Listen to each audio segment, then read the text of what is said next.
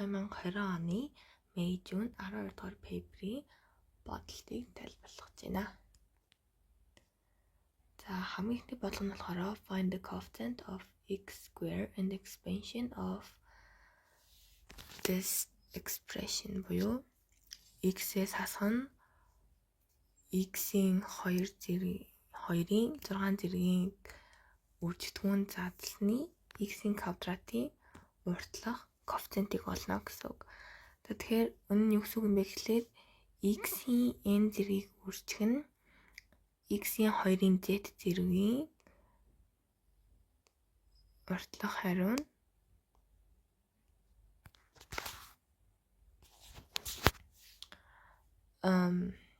энэ хоёрыг хооронд нь үржээд x квадрат гараад тэрний уртлах коэффициентийг олно гэсэн үг. За тэгээд үнэс мэдчих хөтэй зүйл нь юу юм бэ гэхлээр n дээр нэмэх нь z-ийн тэнцүү 6 гарч явах хэрэгтэй. За тэгэнгүүт бид нар болохоор a гэдэг тогтмол тоог үржих нь x-ийн 4 үржих нь x-ийн 2-ын квадратын тэнцүү x квадрат гэдэг хувьсагчтай тоо гардаг гэдгийг мэдэж авч байгаа. Яагаад гэвэл x-ийн 4 болон x-ийн квадрат хоорондоо ингээ хураагдаад x-ийн квадрат гарч байгаа гэсэн үг.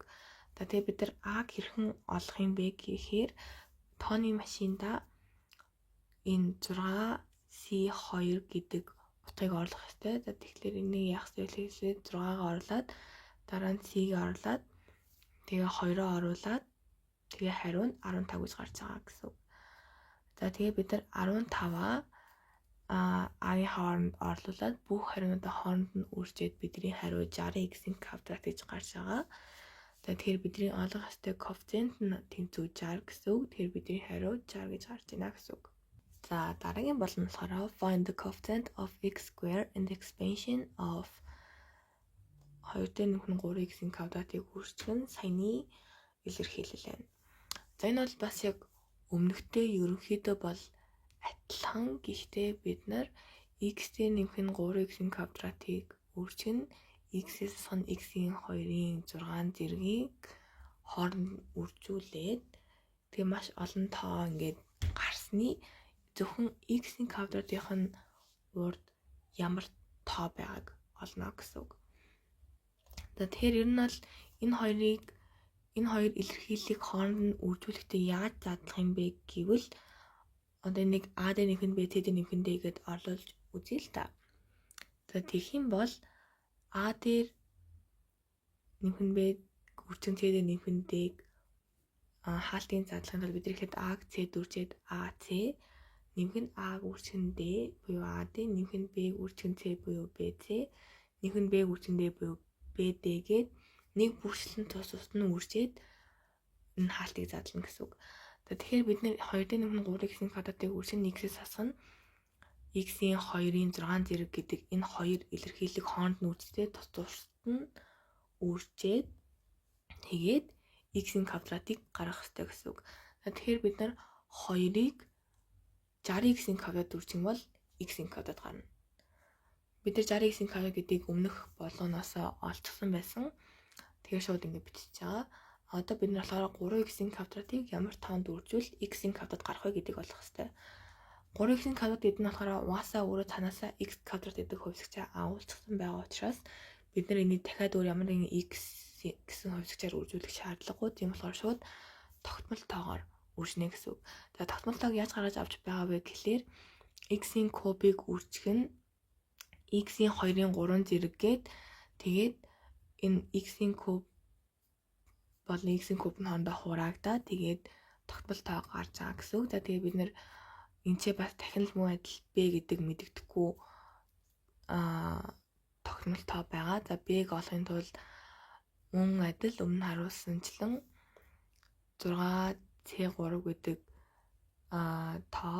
тооны машинда хийгээ. Тэгээд бидний хариу нь болохоор 20 гэж гарсан байна.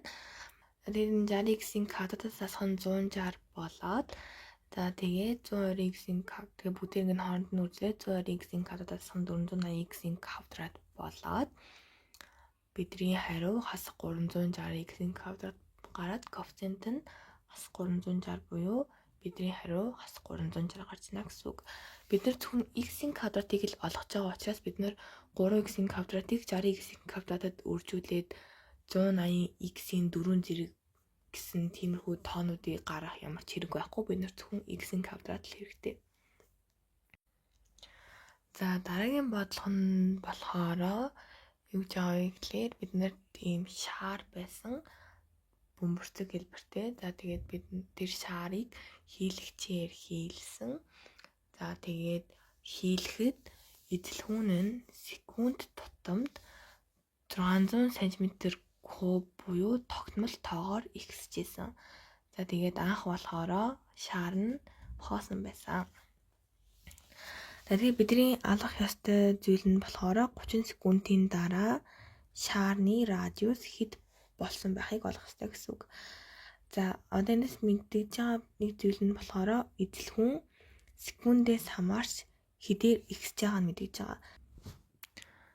За тэрийг бид юу гэж бичиж болох юм бэ гэхлээр dv гарсан dt тэнцүү 600 cm3-ыг хуваах нь секунд гэж хэлж болно. За энэ юу гэсэн үг юм бэ гэхлээр dv-гээс dt-гээр уламжлал авахд 600 cm3 гарч ирнэ гэсэн үг. Үүнийг ажиллаа бид нар 30 секундын дараа волюм хэд болсныг олж болно. За тэгээд v after 30 секундын болохоор тэнцүү 100 хүрчих нь 30 гээд 18000 cm3 гараад эзлэхүүн тэнцүү 3.4 pr куб гэдэг томьёогоо мэднэ. За тэгээ энэ тэнцүү тэгэхээр 18000 cm3 гэсэн үг. За тэгээд үүнээсээ бид радиус аваад бидний радиус 16.3 cm гарч ирнэ. За дараагийн бодлого нь болохоор 30 секундын дараах радиусын rate of increase-ийг олох гэсэн үг. Олж байна. За энэ болохоор радиус хугацаанаас хамаарат хэдээр ихсэж байгаа юм бэ гэдгийг олно гэсэн үг. За үүнийг яаж олдог юм бэ гэвэл бид нар радиусын хугацаанаас хамаарат өөрчлөгдөж байгаа өөрчлөлтийг dr dt гэж бичээд за үүнийг олоход бол бид нар dr dv-г өөрчилнө dv dt гэсэн үг. За бид нар энэний өмнөхдөр dv гарсан dt тэнцүү 600 cm3 гэдгийг бол мэдчихсэн. За бид нар волюм тэнцүү 3.4 pr куб гэдгийг мэдчихэж байгаа. За тэгээ үүнээсээ уламжлал аваад бид нар dv гарсан dr тэнцүү 4 pr квадрат гэдгийг мэдэж болно. За тэнгууд бид нарт хэрэгтэй зүйл нь болохоор dr-ыг харсан dv байгаа. За тэгэхээр бид нар dr-ыг харсан dv-г олохын тулд нэг хуваах нь dv-г харсан dr гээд dr-ыг харсан dv нь болохоор нэг хуваах нь 4 pr квадрат гарч байна. За тэгээд бид нар болохоор радиусынхаа rate of increase-ийг олохын тулд одоо өмнө бичсэн томьёонд саяны олсон зүйлсүүдээ орлуулад радиусын rate of increase-ийг бид нэр 150 хуваах нь pr квадрат гээд олчихсон. За тэгээд бид нарыг юуг нь ол гэсэн бэ гэхлээр 30 секундын дараа хэд болохыг ол гэсэн.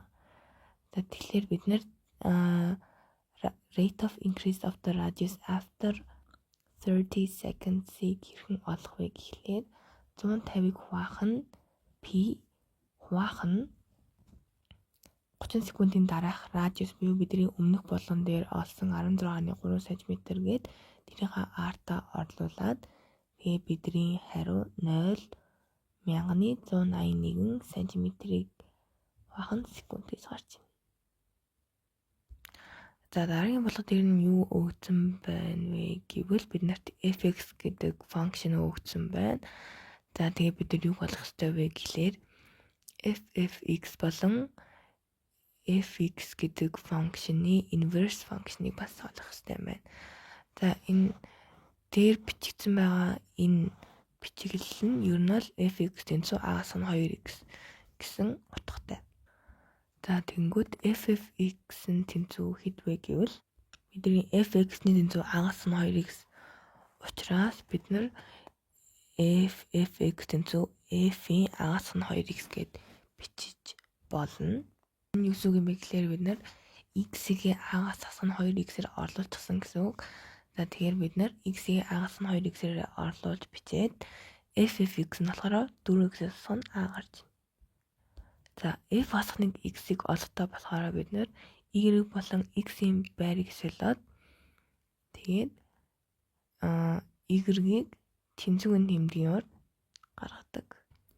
За тэгээд бид нар x, y хоёрын байрыг нь солиод y-ийг тэнцвэрийн тэмдгийн урд гаргангууд f асах нэг x буюу fx-ийн inverse function маань a асах нэг x-ийг хуваах нь 2 гарч байна. Одоо энэ дараагийн хат дээр нь болохоор ffx болон fx-ийн inverse function хоёр нь тэнцүү. Тийм бол x-ийг a-гаар илэрхийлэгдсэн байна. За бид нар өмнө ffx болон fx-ийн inverse function-ыг олсон.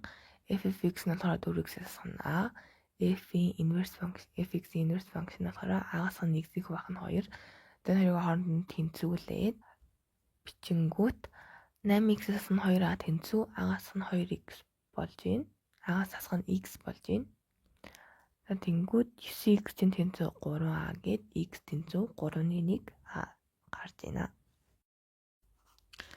За дараагийн болгон дээр болохоор OAB гэдэг OC дээр төвтэй сектор өгсөн байна. За тэгээд сектор нь болохоор 2a радиустай. За тэгээд AOB гэдэг өнцөг нь 6.1p радиан. За тэгээд C-цэг нь OA шулууныг 2 тэнцүү хэсэгт хуваадаг буюу C-цэг нь OA шулууны midpoint.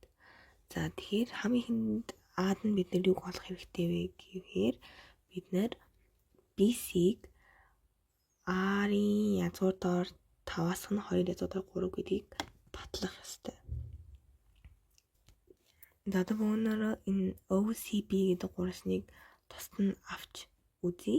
За тэгээ BC-г x гэж үзээд cos-ийн рул ашиглаад BC-г олъё. За тэнгууд BC-ийн квадрат тэнцүү R квадрат дээр нэг нь 2R квадрат асах нь 2-ыг үржих нь 2R үржих нь R үржих нь cos-ийн π-г баах нь 6 тэгээд BC-ийн квадрат нь тэнцүү 5R квадратаас нь 4R квадратыг үржих нь язгуурдаар 3-ыг хуваах нь 2 буюу R квадратыг үржих нь 5-аас хасах нь 2 язгуурдаар 3 гэж гарч байна. За тэнгууд BC чинь болохоор тэнцүү язгуурдаар R квадратыг үржих нь 5-аас хасах нь 2 язгуурдаар 3 буюу R-ыг язгуураас гаргаад R-ыг үржих нь язгуурдаар 5-аас нь 2 язгуурдаар 3 гарч байна. Ингээд батлаад харуулцгаалаа. Харин дараагийнх нь болгоно болохоор буюу B-д нь бид нэр энэ будагдсан хэсгийн периметрийг олно гэсэн. За будагдсан хэсгийн периметрийг олох тул бид нар эхлээд AC дээр нэмэх нь AB нэмэх нь BC гэж олно. За AC-г бид нар R гэдгийг зургаас харж болж байна. BC-г бид нар сая R ийг үржих нь язгуурдаар 5-аас нь 2 язгуурдаар 3 гэд өмнөх болгон дээр олсон. Тэгвэл бид нэр AB олох хэрэгтэй гэсэн үг. За AB-г яаж олох вэ гэхлээр бид нар R өөдтөө радиусыг үржих нь өөдтөө өнцөг буюу бидний радиус 2R тэгэхээр 2R-ыг үржих нь π-г баах нь 6. За тэгээ үүний хариу нь 2PR6 гарч байна. За тэгээ P shade нь болохоор энэ бүх хариунда хооронд нь нэмээд R дээр нэмэх нь 2PR-ыг хуваах нь 6 нэмэх нь R-ыг үржих нь язгуурдаар 5-аас нь 2 язгуурдаар 3 гарч байна. За C-д нь болохоор бид нэр энэ будагдсан хэсгийн талбайг олно. За будагдсан хэсгийн талбайг олохын тулд ихлээр бид нэр секторынхаа нийт талбайг олъё. За секторынхаа нийт талбайг олохын тулд бид нар яаж олох вэ гэхээр радиусын квадратыг үржих нь өөдтөө хуваах нь 2. За бидний радиус 2R тэгэхээр 2R-ын квадратыг үржих нь өөдтөө буюу π-г баах нь 6 хуваах нь 2 буюу үржих нь 2-1 гээд тэгээ бидний нийт секторын талбай нь 4R квадратыг үржих нь π хуваах нь 6 үржих нь 2-1 буюу PR квадратыг хуваах нь 3 гарч байна. Энэ болохоор бидний нийт секторын талбай. За тэгээд үүний дараа бид нар болохоор OCB гэдэг гурван талбайг олох чинь. За энэ гурван талбайг яаж олж байгаа бэ гэхлээр гурван талбай олдог C-ний ашиглах гурван талбайгаа олно. За тэгээд R-ыг үржих нь 2R, үржих нь C-ний P хуваах нь 6. Тэгээ энийгээ 2-т хуваах буюу 2-1-т үүсчээд OCP гурвалжны талбай R квадратыг хуваах нь 2 гарч байна. За тэгээ бид энэ будагдсан хэсгийн талбайг яаж олох вэ гэхээр нийт талбайгаас энэ гурвалжны талбайг хасна. За тэгээд нийт талбайгаас энэ гурвалжны талбайг хасаад будагдсан хэсгийн талбай нь R квадратыг үржих нь P хуваах нь 3, хасах нь 2-1 гарч байна. За 9 дахь бол нь болохоор бидэнд fx болон gx гэдэг хоёр функц өгсөн байна. За тэгээд бидний аад нь олох ёстой зүйл нь болохоор f болон g-ийн range буюу y-ийн хязгаарыг олно гэсэн үг. Y хэдээс хэдийн хооронд оршиж болох юм бэ гэдгийг олно. За үүнийг олохдоо бид нэр эхлээд fx-ийг анх синий x байсан гэж синий функц байсан гэж үзье. За тэгэхээр синий функц нь болохоор хасах нэгээс нэг хүртэлх рейнжтэй байдаг. Тэгээ үүнд хувиргалт хийгээд fx нь синий 2x болсон гэж үзэх юм бол энэ нь ямар нэгэн байдлаар рейнжт нөлөөлөхгүй харин x нөлөөлнө. Тэгэхээр энэ бол бид нар яг одоогоор бол ямар ч хэрэггүй гэсэн үг. За тэгээд үүний дараагаар fx нь тэнцүү 3 синий 2x гэдэг хувиргалтад орсон гэж үзэх юм бол рейнж нь 3 дахин үржигдсэн гээд бид нар одоо энэ рейнжийг 3-т үржээд хасах 3-аас 3-ын хооронд гэдэг рейнж гарч ирж байна. За дараа нь болохоор хасах 3 синий 2x болсон гэхээр бид нар одоо өмнөх рейнжийг бүтээрнгийн хасахт үржээд ер нь бол нэг ялгаа бол байхгүй рейнж гарч ирж байна. Энэ нь болохоор график зурагдахад ялгаатай ч гэсэн рейнжийн хувьд бол яг энэ функц дээр бол ялгаа байхгүйсэн. За дараа нь болохоор fx тэнцүү 2-аас 3 синий 2x гэдэг трансформашн хийгээд энэ дээр ер нь бол яаж байгаа гэхээр 2-ыг нэмж байгаа гэсэн үг. За тэгээд өмнөх рейнж дээрээ 2-ыг нэмээд fx-ийн рейнж нь болохоор хасах 1-ээс 5 болж байна. За gx чинь болохоор хасах 2 fx гэдэг функшн байгаа. За тэгэхээр ер нь бол энэ нь болохоор хасах 2-ыг үржигнэ. 2-аас асна 3 синий 2x буюу энэ хасах 1-ээс 5 гэдэг рейнжийг дахиад хасах 2-т үржинэ гэсэн үг. За тэгээд ингээ үржингүүд gx нь болохоор 2-оос хасах 10-т багтана. За бид нь болохоор эмчээ y тэнцүү fx гэдэг функцийн график зурагдсан байна. За бид нар болохоор y тэнцүү gx гэдэг функцийн графикийг зурах хэрэгтэй. За эхлээд бид нар болохоор өмнө харсанчлан y тэнцүү gx чинь gx функц чинь хасах 2 fx гэсэн үг. За тэгэхээр бид нар эхлээд хасахт үржүүлсэн гэж бодоод reflection хийсэн гэж үзээд гэглээд зурж үзье. За тэгээд үүний дараа 2 үржүүлсэн буюу y тэнхлэгийн дагуу 2 дахин сунгасан. За тэрийг зураад бидний gx function ингэж гарч байна. C-д нь болохоор бидэнд hx гэх дахиад өөр нэг функц өгөгдсөн байна. За hx гэдэг функц нь болохоор gx дээр нэмэх нь p. За тэгэхээр бид нэр fx-ээс hx руу хувиргадаг бүх трансформашныг бичих ёстой гэсэн үг. За тэгвэл бид нар одоо hx-ийг fx-ээр илэрхийлэх юм бол hx нь тэнцүү хасах 2 f-ийн x дээр нэмэх нь p гэсэн үг. За энэ нь болохоор яаж байгаа бэ гэхлээр эхлээд хасах тэмдэгтэй байгаа учраас reflection хийсэн гэсэн үг. За тэгээ хасах нь яг функцийн бүхэлд нь хасахт үржүүлж байгаа учраас энэ нь болохоор x axis-ийн хувьд reflection хийсэн гэсэн үг.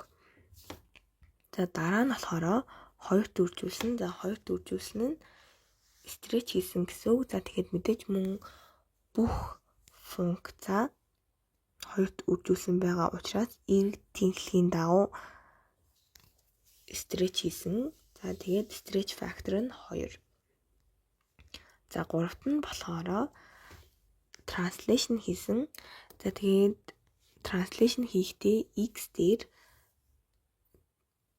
сул коэффициент нэмсэн учраас энэ болохоор x тэнхлэгийн дагуу зөвлөлт хийгдсэн гэсэн үг. За тэгээд энэ нэмэх бий байгаа учраас зөвлөлт хийгдэхдээ хасах биеэр зөвлөлт хийгдсэн гэсэн үг.